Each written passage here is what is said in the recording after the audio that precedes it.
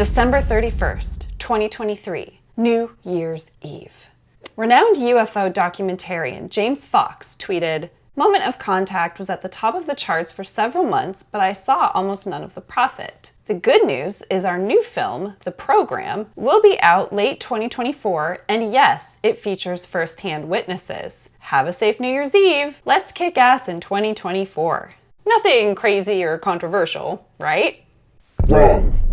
I'm sorry, are you new here? This is UFO Twitter. And UFO Twitter was quick to zero in on the name written on the clapperboard, Jason SANDS. Who the fork is Jason SANDS? And if he's in James Fox's new documentary, does that mean he's one of the first-hand witnesses? UFO Twitter had questions, and they demanded answers. But James Fox quickly deleted the tweet and didn't say anything more about it. Months go by without a peep. That is until April 20th, 2024, when the Jason SANDS hopped onto Twitter Spaces for an impromptu AMA that lasted 6 hours. And he had a lot to say. Reverse engineering programs, collaborative relationships with NHI, crash retrievals, and even his own first-hand encounter with an NHI. And that's just the tip of the iceberg of the claims he made. So who the heck is this guy? Great question.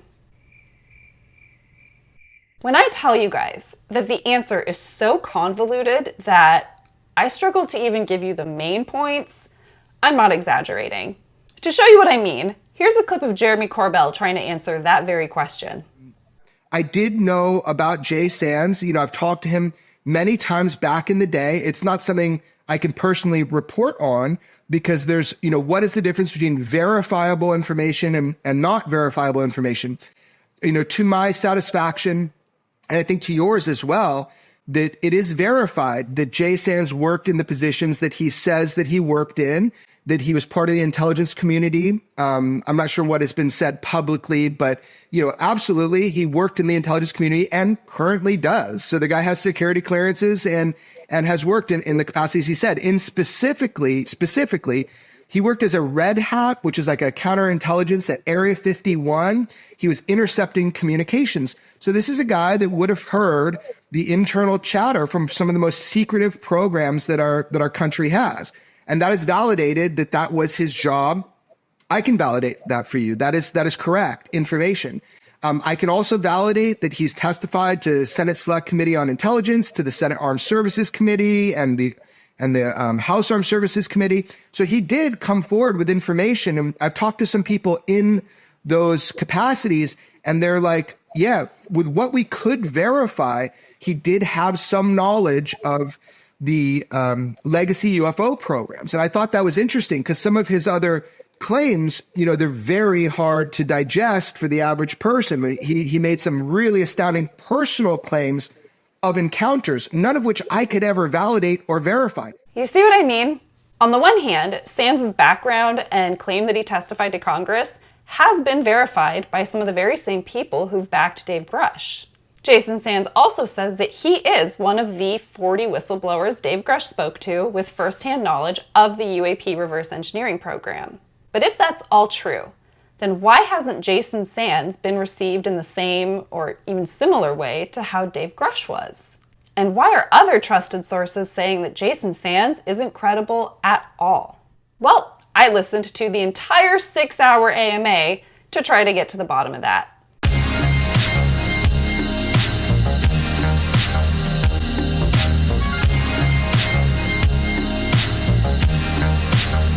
As we go through this, I am going to play some clips for you guys from the AMA, but I'll also include timestamps for whatever it is I'm talking about in case you want to go and listen to it yourselves, okay? But before we dive into all of that, I want to play for you guys a clip from the AMA of something that was so shocking to me, and still is, I haven't been able to stop thinking about it. What you're about to hear is shocking, but the real mystery to me is that no one said anything about it in the moment or since. Just for some context, Jason was having some technical difficulties, and so they were trying to explain to him how to go about fixing it. And then we get this. Jason, if you want to close your app and then hard swipe up and make sure when you see X, you fuck your own ass. What did he say? You heard it too, right? I'll play it again. Make sure when you see X, you fuck your own ass. Fuck your own ass. Fuck your own ass. Can someone please explain to me what is happening in that clip? I need answers. If you know, please comment below and explain so I can free up that space in my brain. That's a bar right there. Bar. Okay, hopefully you had a good laugh. Now let's get down to business. I guess a good place to start would be, how does Jason Sands know what he knows? We've had confirmation, or as much as we're likely to ever get, that Jason Sands really did work at Nellis and was in the IC. George and Jeremy have verified it, and Sands also provided a copy of his DD-214 as proof of his military background. In that clip with Jeremy, you heard him refer to him as a red hat, or red teaming. Simply put, Sands' job was to emulate the role of a hostile intelligence service and spy on the telecommunications of people working in DoD programs for the purposes of identifying vulnerabilities and weaknesses in their security. Well, it just so happens that one of these programs they were red teaming was the reverse engineering program at Nellis, aka Area 51. He said that most of the reverse engineering that they do is very vanilla. You know, weapon systems, vehicles, and other technology that we've recovered from foreign adversaries. Very standard. Every country has a reverse engineering program for that reason. So Sands and his team are listening to these telecommunications, and most of it is very vanilla. But he says that there was clearly a small cadre of scientists and engineers who were working with exotic materials we've recovered, UFOs, and also NHI. Yeah. And unlike the people working in the program who only received very stovepiped information, Sands and his team got to hear what everybody was saying. So they got a much more complete or a much broader picture of what the reverse engineering program was doing than the people working in it. This is what he claims. He says that while at Nellis, he was picked up for the program, specifically the program everyone's been looking for. Can you describe the program that you're talking about? Is it the program? Is it the program that everybody's looking for? Yes. Yes, it is the program everybody talks about. It is a reverse engineering program, as David Grusch had mentioned. I don't know if that means he was red teaming strictly for the reverse engineering program, or what he means by in the program, but there you have it. He said he was in the program for 3 years, and that they even tried to recruit him for retrievals, but he turned it down because he thought handling bodies in the wreckage just sounded too gross. So there must have been some sort of material retrievals as well involved. As a matter of fact, they tried to recruit me into the retrieval program early on, but I refused because I thought it was kind of gross, picking up, bodies and things like that. Didn't like that. Which some people thought was kind of a weird reason to not do it, but, to each his own. That's how Sands knows what he knows. As for what he's whistleblowing about, well, we'll get into that. For whatever reason, I found it extraordinarily difficult to lay all of this out in a clear, concise way, but I'm trying. I think the next logical step is to talk about some of the issues with his credibility, because it does tie into what he's whistleblowing about, so just bear with me. We've already established that Sands' claims about his background and experience have been verified. So what's the issue with his credibility? Well, some things came out in the days following the AMA, so let's start with those. Throughout the AMA, there were 4 times, at least by my count, where Sands mentioned having worked with or on behalf of the task force, presumably the UAP task force. Ever since I started to sort of help out with the task force, when I got involved in the task force, I ended up in working as an instructor. I tried reaching out on the behalf of the task force, but I can certainly offer that up, just like I did with the task force, that, hey, this is something that's a waste of time, and this one's better for you to work on. And actually, Stephen Greenstreet asked him directly if he was part of the UAP task force, and he said he was. You were part of the UAP task force? Yes. Okay. From when were you part of the UAP task force? From 2021 until Arrow stood up. Oh, okay. Wow. So were you there? You weren't there when Jay Stratton was there. I think if he was there, it was just that first year I was in Yeah, there. because he left January 2021. So you served with Brennan McKernan. Yeah.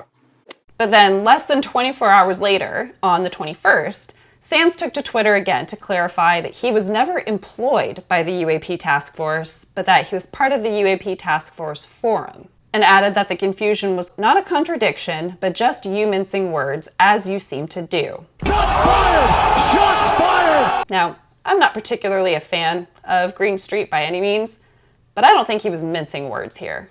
The impression I got from the things SANS said was that he was part of the UAP task force. Clearly, I wasn't the only one who came away with that impression because SANS had to actually clarify it the next day. But let's move on, because 2 more hits to his credibility came the following day, April 22nd.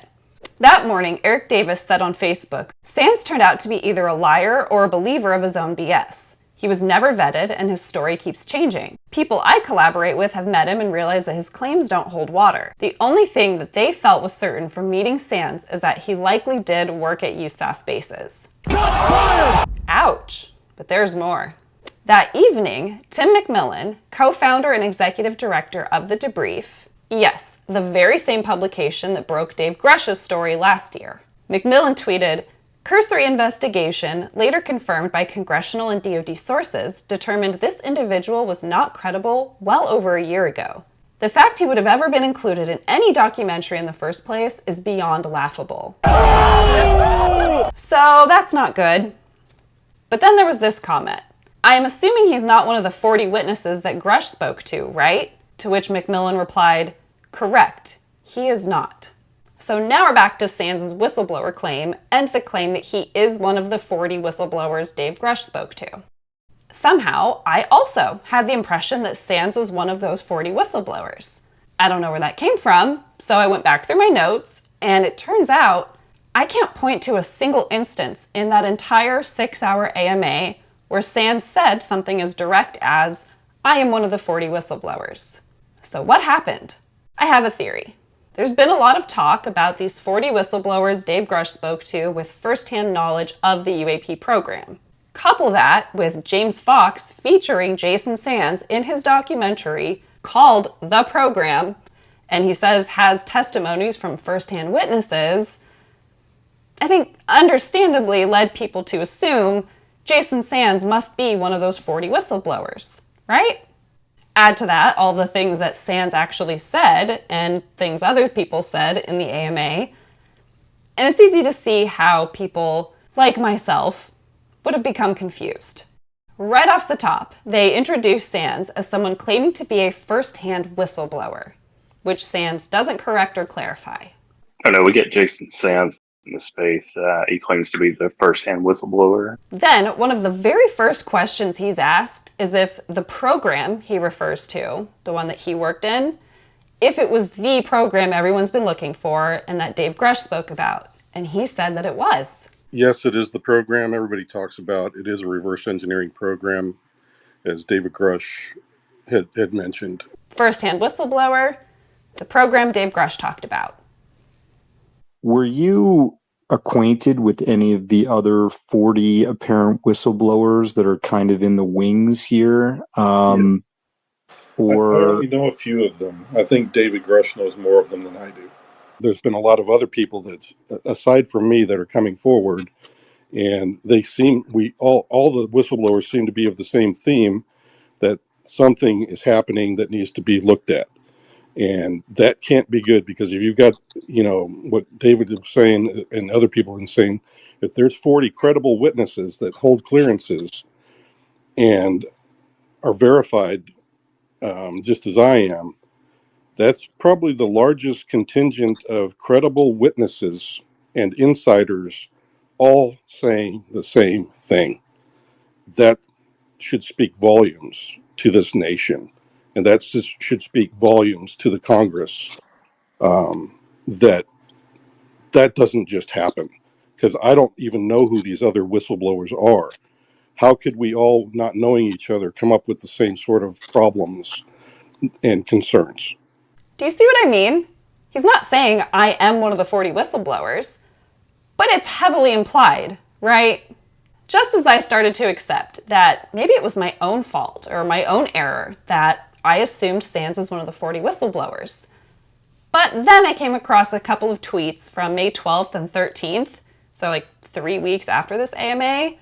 It starts on May 12th with Arthur Preston tweeting, "I have a theory that Jason SANDS was one of the 40 witnesses Grusch interviewed, and that all the talk about something big happening first half of 2024 was in reference to Jason going public. But the Twitter space was not planned, and Jason was a bit too open about some of his more out there experiences for the inner circle's liking. So they decided to publicly snub him." SANDS replied the next day with, "You are correct." Less than an hour later, Skyfire News tweeted that exchange with their own headline. UFO whistleblower Jason SANDS affirms he was one of David Grusch's 40 witnesses and that he was publicly snubbed by the inner circle for coming out in a Twitter space. A few hours later, SANDS added, "I just spoke to David Grusch and he said I was one of 80 plus, not 40. Okay, so there you have it. SANDS says that he spoke to Dave Grusch and that Dave Grusch told him that there aren't 40 whistleblowers, but more than 80, and that SANDS is one of them. Notably, Grusch himself hasn't said anything publicly to confirm or deny SANDS' claims. But then, of course, you have Tim McMillan of The Debrief saying that his congressional and DoD sources said SANDS was deemed not credible and that he isn't one of Grusch's whistleblowers. So who are we to believe? At the end of the day, does it really matter if SANDS is one of 40 or 80 whistleblowers? I mean, probably, in terms of his credibility. But perhaps we can draw our own conclusions by looking at what Jason SANDS claims to be whistleblowing about.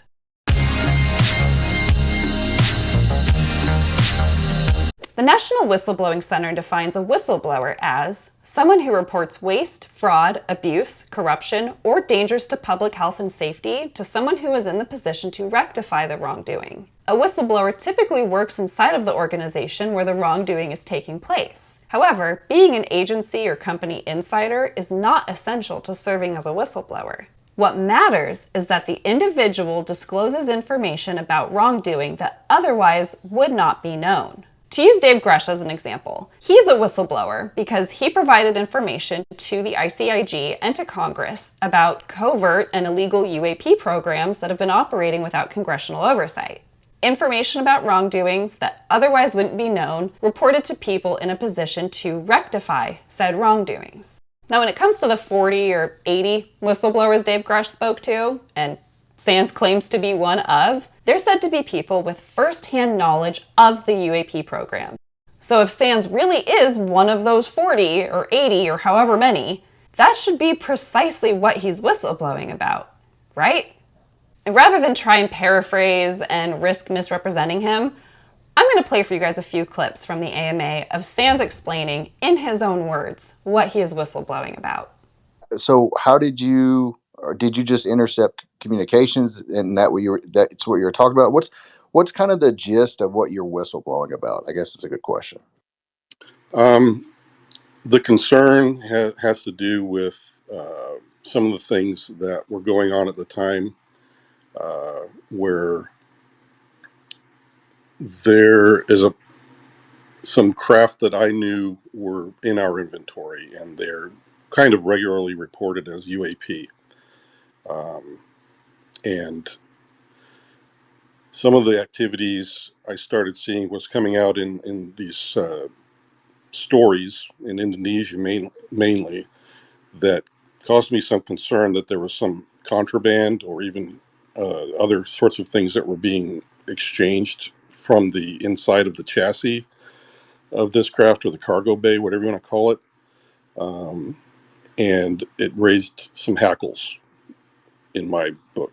And I thought to myself, this looks an awful lot like something I already know about, and I wanted to make sure that things were still on the up and up. So I had some concerns, and as I was saying earlier in this particular, when I got talking here on this particular Twitter, or on this particular podcast, that those concerns are things that I wanted to bring forward, not in an adversarial way, because I was part of the program. I know why they do what they do, but I'm not here to get anybody, in trouble or put people in jail. I'm just saying, hey, if the culture has changed to the point from, when I knew it in the 1990s into something where they're utilizing some of these really cool craft for things that are questionable, that needs to be looked at. And all I've asked Congress to do is please just investigate this. I don't want to, put people in jail or anything, but if you can get some kind of oversight in this is why I believe there needs to be a little bit more transparency. Maybe not public transparency, but at least in a classified sense, to where at least Congress can keep the oversight that they need to and get the reassurances that the technologies are being used for the intended purpose. What? Okay, I really tried to break this down, and here's what I came up with. SANS heard some stories that to him sounded like they might be related to the reverse engineering program, but he doesn't know if they are or if they're even true. But he thinks Congress should look into it and make sure that things are still on the up and up, like they were when he was in the program. Okay, but how is that whistleblowing? By his own admission, he doesn't have any information or knowledge of any wrongdoings because things were on the up and up when he was part of the program. If the culture has changed to the point from, when I knew it in the 1990s, and I wanted to make sure that things were still on the up and up. And if that's the case, then what could he possibly know that's of use to Dave Grusch? It'd be one thing if he said something like, I used to be part of the program Dave Grusch is whistleblowing about, and I have some knowledge of the wrongdoings, or I have information that might help Congress, Arrow, and the ICIG investigate Dave Grusch's claims. But he didn't say any of that. A bit later on, someone else attempts to get a clear answer on what SANS is whistleblowing about. So I just wanted to nail down something here as far as the act of why you're whistleblowing.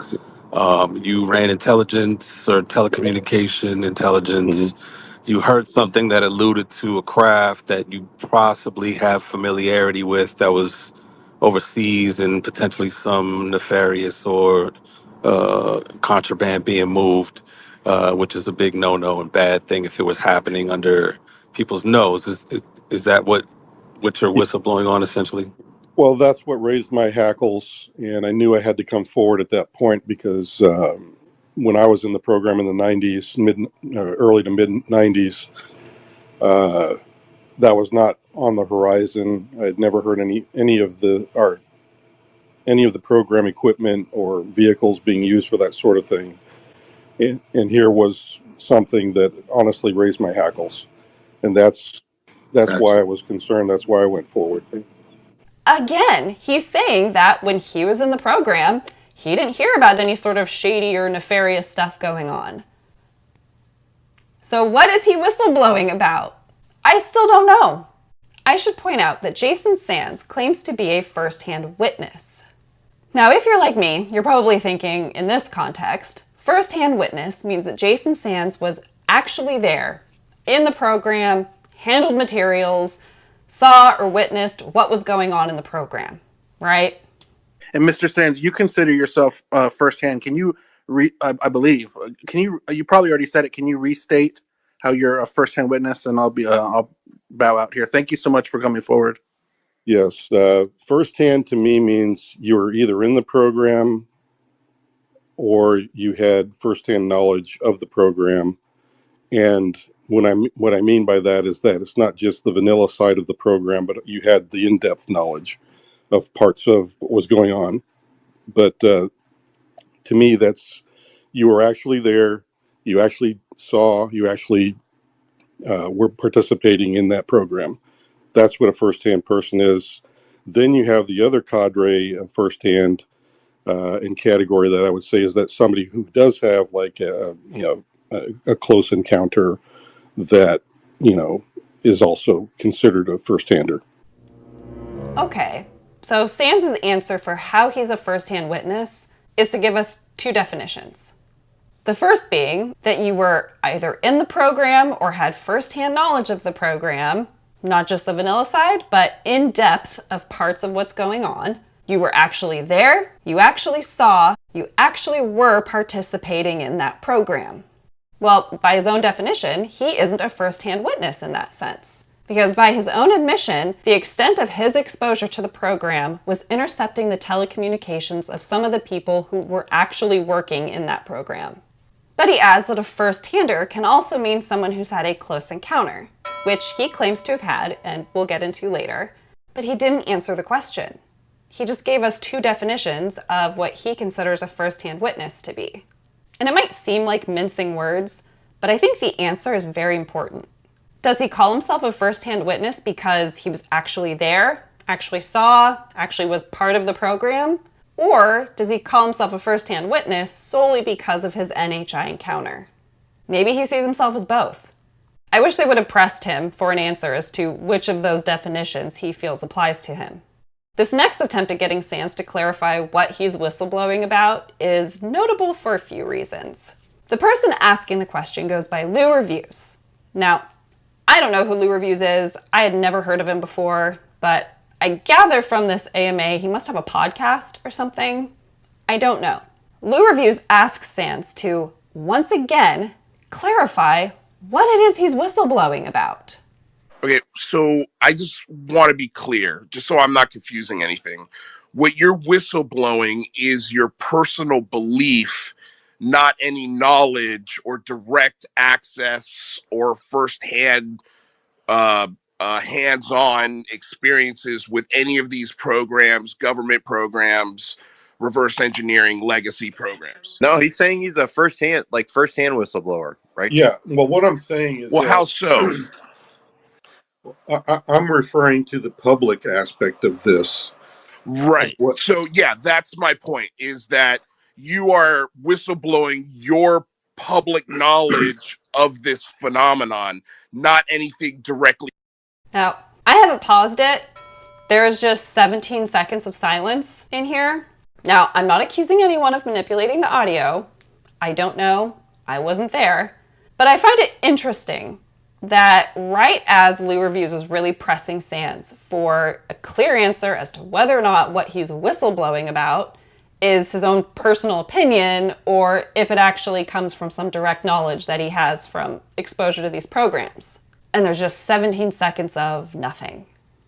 Now, there were a few times in the AMA where people's mics would cut out, and it was very obvious because within a few seconds, other people would chime in and say, hey, we can't hear you, and then they would go and fix the problem and either start their answer over or ask the question again. When the audio picks up again, it's clear that the conversation continued, only we don't get to hear what SANS' answer was to that very important question. Oh, yeah. He's spoken to Arrow, too. Yeah, I've spoken to Congress, and I've spoken to Arrow, I've spoken to the ICIG about all of this. We never get a clear answer as to what he's whistleblowing about, so let's just move on to some of his claims. So the whole purpose of this AMA, or at least a big part of it, was to give people a chance to ask questions and get answers about our secret UAP programs from someone with first-hand knowledge of these programs. But I noticed a few things about SANS' answers. There was a lot of hedging language. There must have been, in my estimation, I believe that, and rather than provide answers that draw from the privileged information he supposedly had access to, they seem to mostly be his personal theories and opinions based on the same information the public has access to. Which gets back to Lou Review's question of whether or not the info he's whistleblowing is his personal beliefs or information and knowledge from direct access to these programs. I don't know if that makes sense, so I'll just play you a clip that I think exemplifies what I'm getting at. When discussions are had concerning quote unquote malevolent by our standards behavior by some of these NHI, who from the NHI are the perpetrators, and will that ever be broached officially? I can tell you that, at least in my estimation, because I don't know it for a fact, but I would say that yes, there is a faction that does have ill intent, or at least has a negative viewpoint of, interacting with us. The other ones seem to be more kind of benign, where they're just begrudgingly asking for different things from the program. and maybe even from other people around, that are claiming to be abducted or having experiences.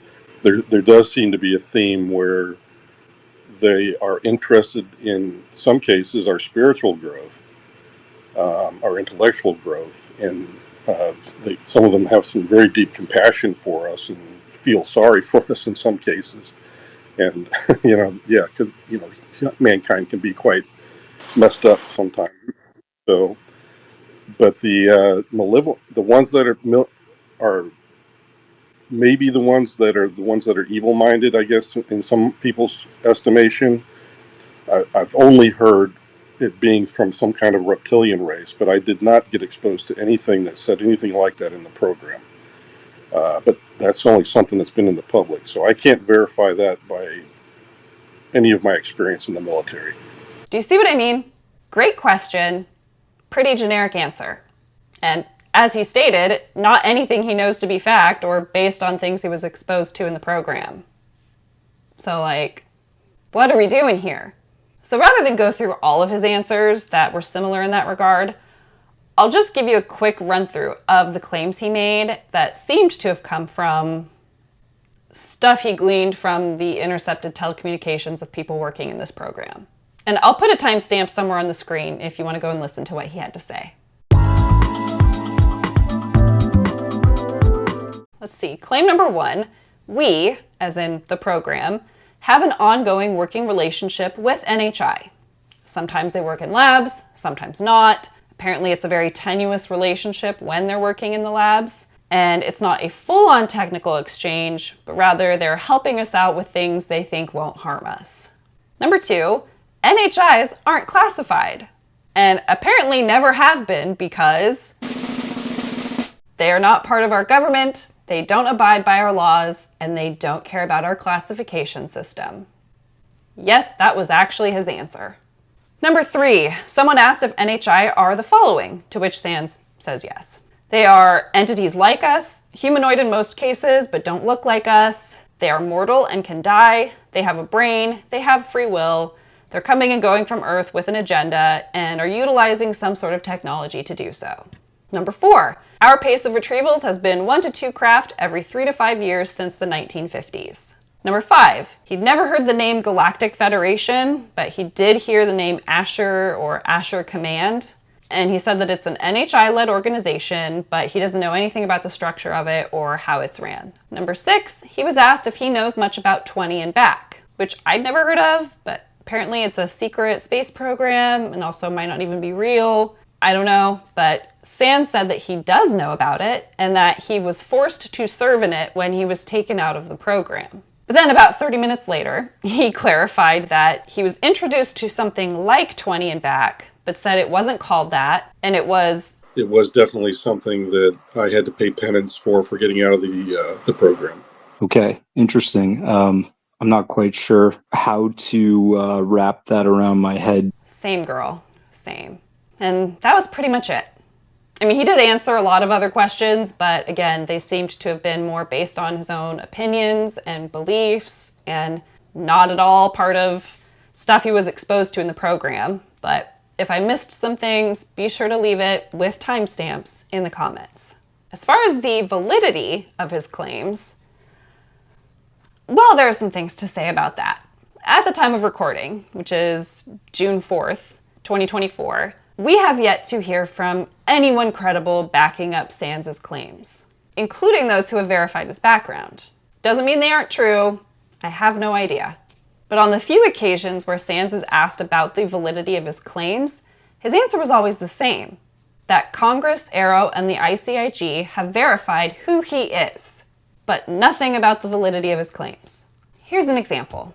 There are some really skeptical debunker people who are engaged in motivated reasoning against all of this, who will say, look, if you're not willing to list the people who vouch for you, that this appeal to authority, then how do we know to take you at your word? Well, I guess I'd have to appeal to the Congress, Aero, and ICIG who did the verifications and say, hey, look, if you're okay with them telling people you verified me, then go ahead and make that statement in my favor.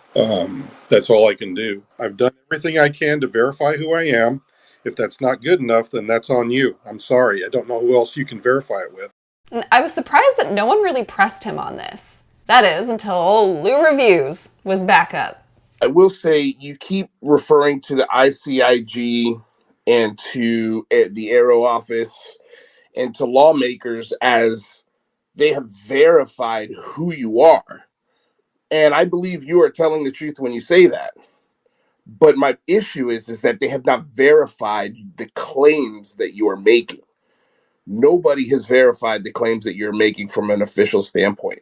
And they could verify those things without revealing classified information or sources and methods. Not one lawmaker, not one person from Aero, and not one congressional person at all. Unfortunately, Lou totally drops the ball here and failed to get an answer from SANS about his claims being verified. And they go back and forth a bit more. There are a few more chunks of missing audio. But there's one more clip from this exchange that I want to play for you guys. SANS had already made this claim earlier, but I want to play it for you anyway. So the Dobster lets you talk about the existence of non-human intelligence, and that is a fact according to you, but you can't tell us the program that it was involved with? The program name is classified, and the program itself is classified. But not the NHI? Yeah, not the NHI. How does that make sense?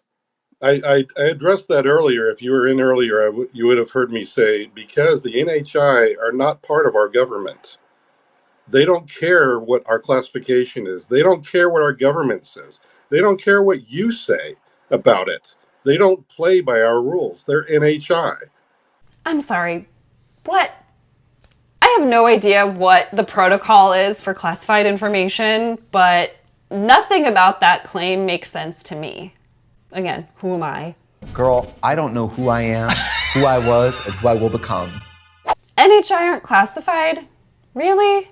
And the reason is because they're not part of our government and they don't care about our classification system? Is that really how it works? Something tells me it isn't, but what do I know? Someone who does know, please comment below. I recognize that SANS and others with stories like his are faced with an almost impossible burden of proof, right? First of all, getting any sort of evidence, like paperwork, security footage, sworn testimonies, is impossible. Couple that with the fact that the American people have been fed a steady diet of lies and misinformation about UAPs for the better part of a century. So taking someone at their word, especially in UFO, UAP world, is almost never going to be good enough. Especially for those without a proven track record or others with established reputations standing behind them. And even then it isn't good enough for a lot of people.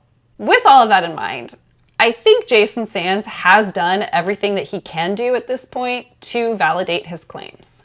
I think that he incorrectly, although understandably, believed that because his background was verified by the same people who verified Dave Grusch, and because of the groundwork already laid by Dave Grusch, that he'd be received by everyone the way Dave Grusch was. But he wasn't.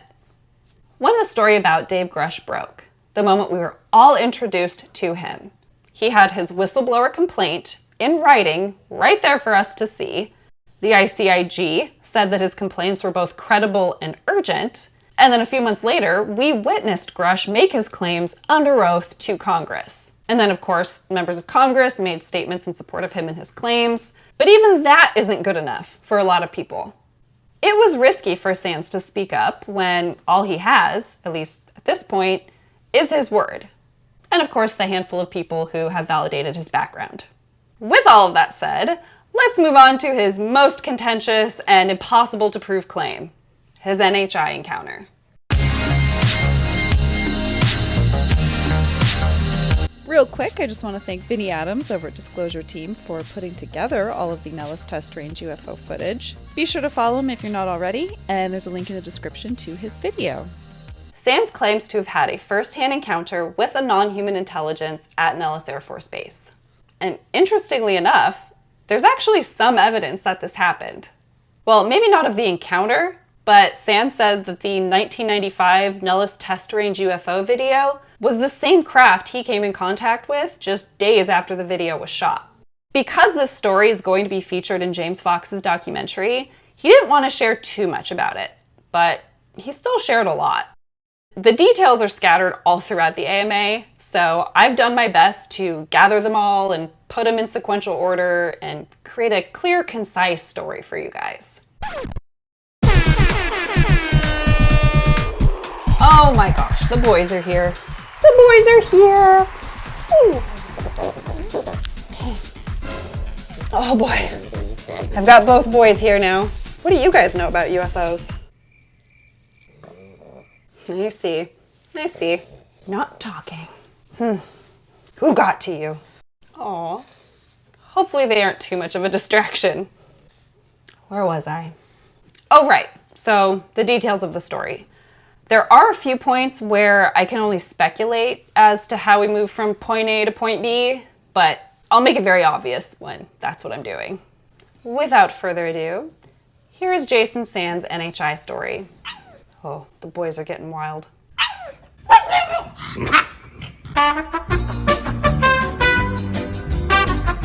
Hey guys, it's a new day, but I'm ready to continue the story. This story begins on a bitterly cold morning in late November 1994. Sands and his team were up early and heading up Black Mountain for a day of training exercises. Nothing spectacular or out of the ordinary. However, on this particular morning, they had to make a little pit stop along the way. You see, a UFO had come on range the week before, and there was video of it. And the guys who took the video asked Sands and his team if they could come by real quick, take a look at it, and just let them know what they thought. Easy peasy. Easy peasy lemon squeezy. So they go and check out the video, probably had a little chit chat about it, but then had to continue on their way because they were on a very tight schedule. They had to be at the schoolhouse at the top of the mountain before the exercises began. So Sands and his guys continue up the mountain, and they're a tiny little convoy. Sands was in the lead vehicle, along with 3 other guys, and then there were 2 or 3 vehicles behind them. So they're making their way up the mountain, and I imagine probably talking about the UFO video they just watched, when suddenly they come up on the UFO, right there on the ground, 50 yards from the road. Dun, dun, dun! Here's one of the spots where we don't know how they go from point A to point B, but somehow Sands ends up outside of his vehicle and standing within 3 feet of the UFO's pilot, for lack of a better word, a non-human pilot. Now I say non-human pilot, but according to Sands, this NHI resembled a human male, roughly 5'6", somewhere in his 50s or 60s, with very pale, like albino white skin with a bluish undertone. He says it reminded him of what a person who's frozen half to death looks like, and it was very cold that morning. I actually went and looked at the historical records, and for the second half of November that year, the average morning temperature was around 30 degrees Fahrenheit, which is below freezing. Only this being was definitely not frozen, or human for that matter. Although he resembled a human male, it was clear that he wasn't human. He said that its eyes were twice the size of ours, with the outer corners reaching more where our temples are, and with these large dark irises that were impossible to distinguish from the pupils. He also said that his earlobes didn't stick out the way ours do, but were more conformed to his skull, and that he had no hair or eyebrows. Does this look good? But perhaps strangest of all was that the NHI was wearing BDUs. The same BDUs worn by the people in the program. That's what led him to speculate that maybe the NHI had been working for or with the program in some capacity. He also speculated that perhaps the NHI had come across some other people on the range and that they gave him BDUs because of how cold it was. Which, who knows? I mean, the UFO was apparently spotted all over the base for like a week. Maybe that happened. Now I know you're probably thinking, what the hell were the other guys in the convoy doing? Well, Sands doesn't really talk about that. He did say that he was pretty sure that his vehicle was the only one in a position to actually see the UFO and see what was going on. So like maybe they had just come around a curve or something. As for the other guys in his vehicle, Sands was standing between the NHI, who was shorter than him, and the vehicle. So the guys probably couldn't see him that well to begin with. Add to that the fact that the NHI was wearing BDUs, and the guys in the vehicle probably would have thought Sands was just talking to another guy, if they were seeing anything at all. Sands mentioned that at one point he looked back at the guys in his vehicle and said that they just had blank looks on their faces. Like they were under some sort of influence, so they might not have any memory of the incident at all. Pause. I know Sands is being deliberately vague because, again, this is probably all going to be covered in the documentary. But I have some questions. If Sands could see the UFO from the road, then the other guys could too. You're telling me they didn't get out of the vehicle? And even if it did appear to them that Sands was just talking to another guy, they were standing next to a UFO, the very same one that they had just watched a video of. So what's the deal with that? Also, if the guys in the other vehicles couldn't see what was going on, they would have radioed to Sands' vehicle or gotten out of their own vehicles to investigate why the hell they were stopped in the middle of the road. So what's going on with them? I don't know. I have many more questions, but maybe they'll be answered in the documentary, so let's just continue. So Sands is outside, 3 feet away from this NHI, and they proceeded to have a little chat that was simultaneously vocal and telepathic. Sands says that he couldn't understand the oral language at all, but that it sounded kind of Norwegian, which I thought was funny. And the only reason he could understand it at all was because he was telepathically receiving the meaning of the words as they were being spoken. He said the NHI communicated in a way that was friendly and civilized, and that he was asking for Sands' help because something was wrong with his craft. Maybe that's why he'd been buzzing around the range for a week? I have this scenario in my head of this NHI breaking out of the lab and stealing a UFO that maybe was partially disassembled or hadn't been repaired since it had been retrieved. And now, even though he managed to break out of the lab and steal a vehicle, he still couldn't get off world and go home without the help of the very people he was trying to escape from. The drama of it all. Whatever the reason, the NHI was asking Sands for help to fix something with his craft. Sands said that he first suggested that he try the people in the program. You know, the people with the knowledge and resources to actually repair the craft. But the NHI wasn't having any of that, saying that they were all barbarians and murderers, and that wasn't going to happen. So next, Sands suggested that he try the community college that he goes to because they might have a metallurgist. I'm very curious as to how Sands imagined that would all pan out. But then again, nothing about this situation made logical sense to begin with. But apparently it wasn't that outrageous of a suggestion, because according to Sands, the NHI asked him where the community college was, and he pointed him in that direction. The NHI then got in the UFO and took off. Sands says that in total, the conversation probably took all of about 5 minutes, but that he wasn't really sure because he had spots of missing time from that day. We jump forward in time again, but presumably Sands just got back in his vehicle and the convoy continued on their way to the schoolhouse. I would love to know what they talked about the rest of the way up. And actually, wouldn't Sands know then if the other guys in the vehicle had witnessed what had happened? They must have made it in time for the push because Sands didn't mention anything about them being late or there being any sort of issue, but he didn't say. But fast forward, they're at the schoolhouse and it's lunchtime. And for whatever reason, Sands felt compelled to eat his lunch outside, despite how cold it was. He says he remembers walking about 150 yards down the road from the schoolhouse, and then things started to get a little fuzzy. Just fragmented flashes of memories of things like looking down at the roof of the schoolhouse, and something about a star map, which he later found out was the constellation Leo. But he even had a flash of a memory of walking into the community college with the NHI and talking to a woman at the front desk and asking if there was a metallurgist there that day. Holy crap. Yeah, and that's pretty much it. At least that's what he shared on the AMA. Though he did say he never really was able to recall much of what happened for the rest of the day. So I have some thoughts. Go figure. Being an experiencer myself, and also knowing a lot of other experiencers, and I'm talking very high functioning, very successful, very stable people. Just as a side note, for anyone who thinks that experiencers are just nut jobs, I highly encourage you to check out Ross Coulthart's interview with Dr. Gary Nolan because he shares some of his own experiences with UAPs and NHI. I also highly recommend Dr. Diana Walsh-Pasulka's book, Encounters, Experiences with Non-Human Intelligences. This is a real thing, guys, even though non-experiencers don't want to believe it.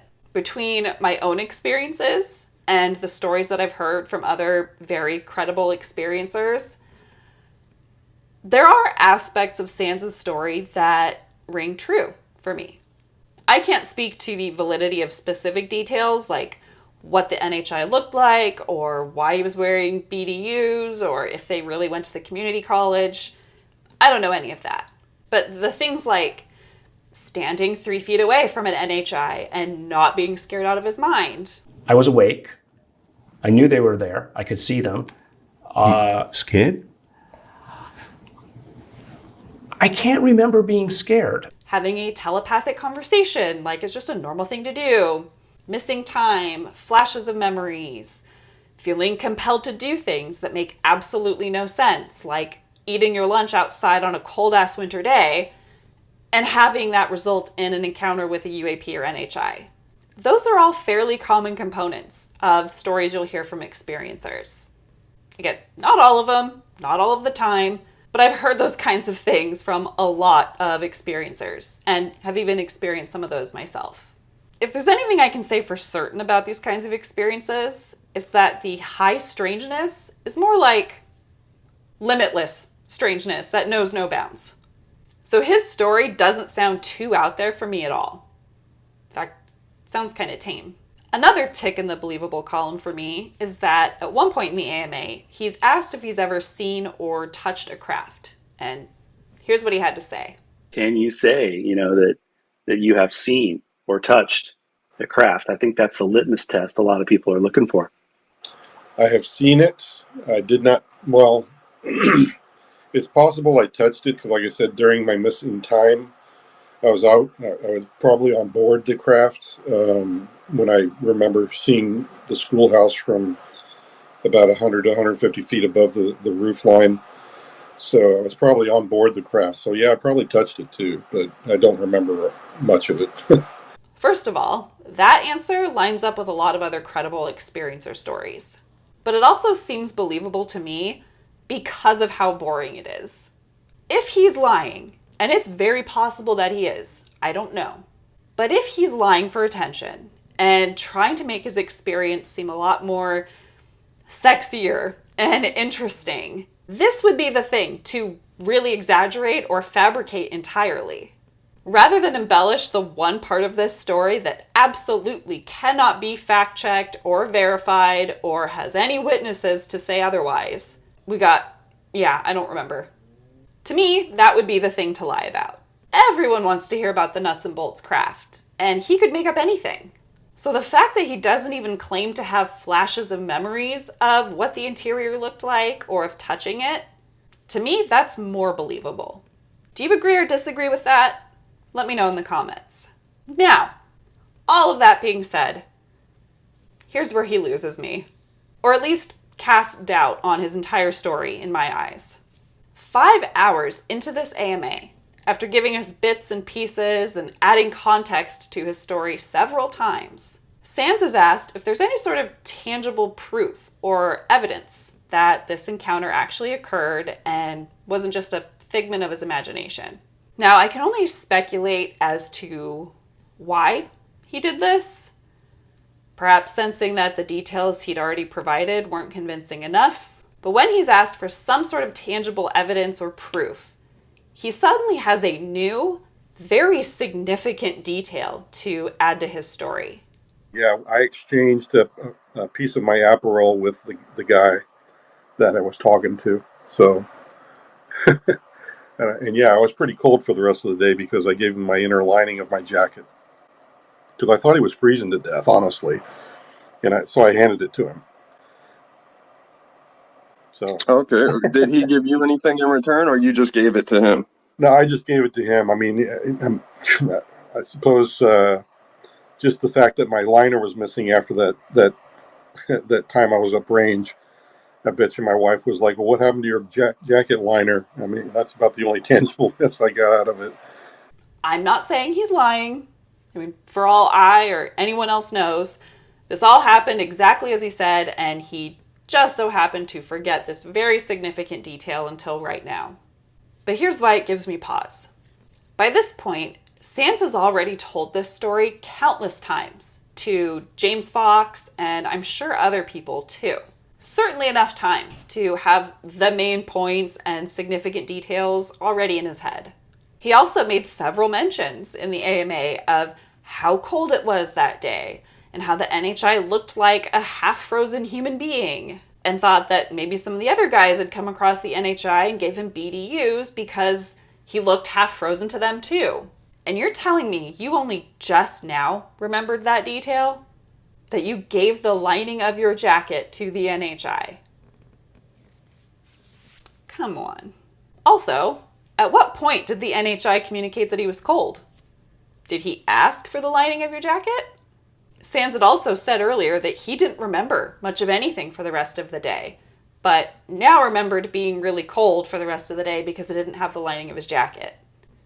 Bombastic side eye. It also didn't sound like this was a detail he just suddenly remembered in the moment. Rather, it was something he added when pressed for additional details or proof that this actually happened.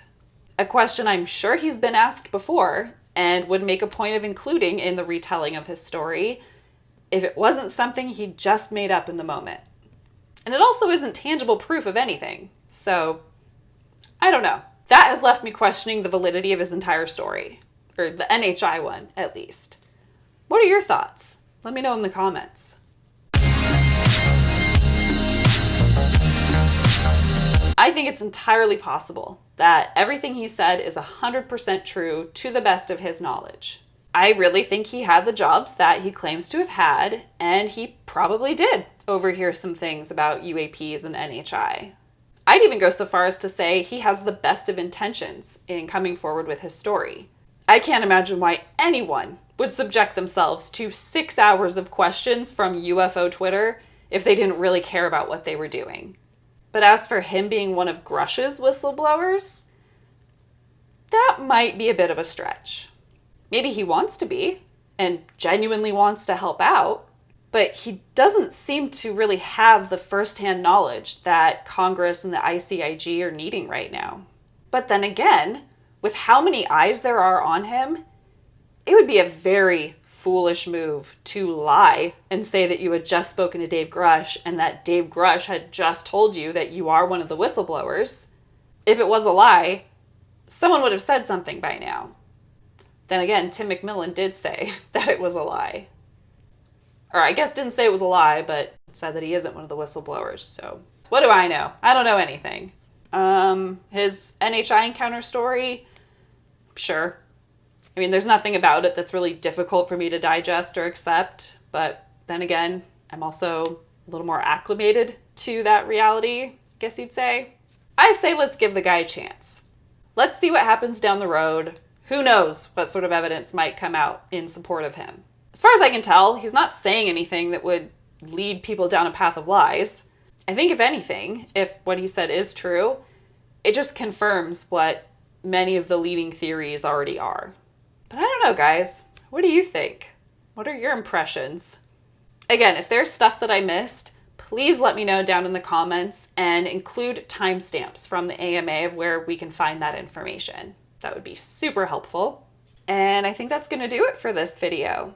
If you liked this video, please consider liking it. It helps me out a lot. And if you want to see more videos like this from me in the future, consider subscribing before you go. Okay, I gotta go and play with these pugs because they're very patiently waiting. Okay, bye.